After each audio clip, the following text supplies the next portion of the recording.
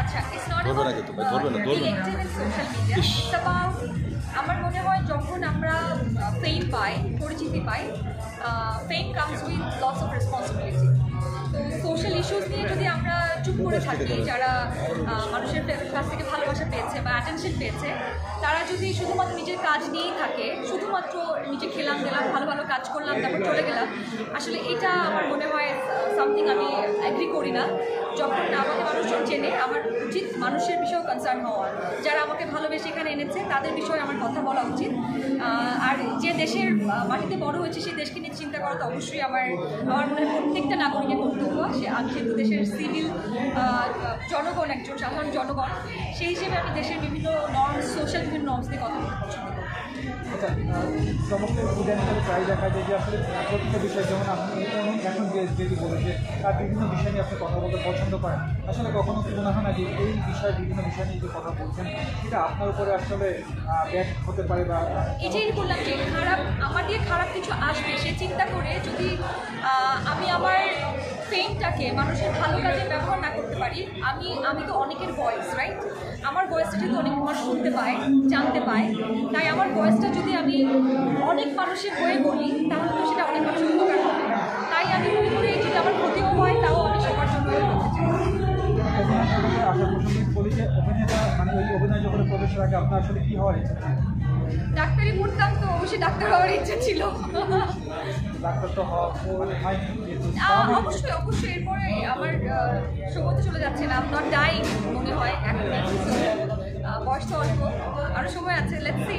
আমি অনেক কিছু এক্সপ্লোর করতে চাই, অনেক কিছু, শুধু অভিনয়ই না। আমি যেমন ক্যামেরার পেছনেও কাজ করেছি, স্ক্রিপ্ট লেখা, কখনো কখনো মাঝে মাঝে আমার নিজের গল্প বলা, মানে শিল্পের বিভিন্ন শাখায় আমি বিচরণ করতে চাই, অনেক কিছু করতে চাই।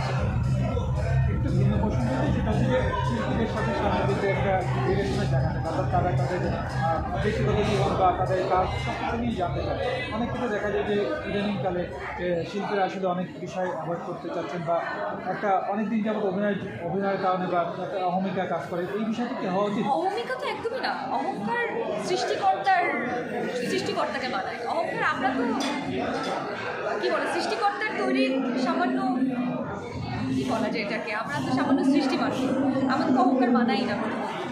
আর পরবর্তী কথা যেটা বলছিলাম যে শিল্পী আর সাংবাদিকদের তাদের সম্পর্ক সবসময় ভালো হওয়া উচিত আমার মনে হয়। বিকজ আমরা তো আসলে আমাদের জনগণের সাথে সেতু বন্ধন আপনারা, তো আপনাদের সাথে যদি ঠিকমতো আমাদের কমিউনিকেশন না হয় বা আমাদের সম্পর্কটা ভালো না হয়, তাহলে অবশ্যই আমরা জনগণের সাথে পুরোপুরি কানেক্ট করতে পারবো না। আর আমার মনে হয় সাংবাদিকরাও যদি একটু সংবেদনশীল হয়, যে আমাদের ব্যক্তিগত বিষয়টা কিছুটা হলে তো আমরা পাবলিক ফিগার হলেও আমাদের ব্যক্তিগত জীবনটা আছে, ওইটুকু যদি প্রাইভেসি দেওয়া যায় আমার মনে হয় তাও ভালো। সর্বশেষ সামনে আসলে কী কী চমক আসছে এবং এটাই ঠিক জানা হচ্ছে?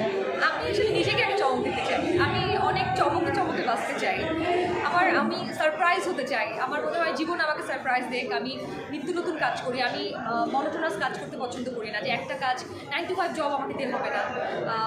তো আমি বিভিন্ন রকমের কাজ করতে চাই, চমকে যেতে চাই নিজে।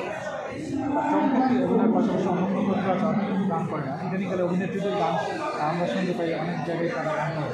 আপনি কি গান খুব একটা ভালো গাই না, নাচতে পারি আর লিখতে পারি। ধন্যবাদ। ভক্ত উদ্দেশ্যে সর্বশেষ কিছু বলা আছে?